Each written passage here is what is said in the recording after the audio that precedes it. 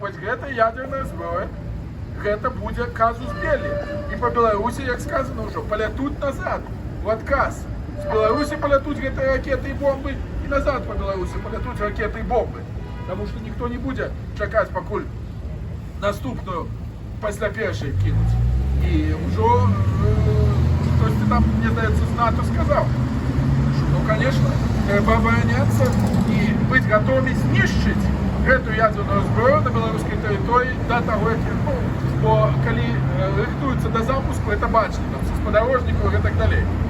Таму мы зараз проста па ўсіх фронтах абкладзеныя гэтым рэжымам, антыбеларускім, акупацыйным рэжымам. І мы павінны, як ніколі раней, яшчэ галосней крычаць наш пратэст. Freedom to Belarus! Freedom to Ukraine! Freedom!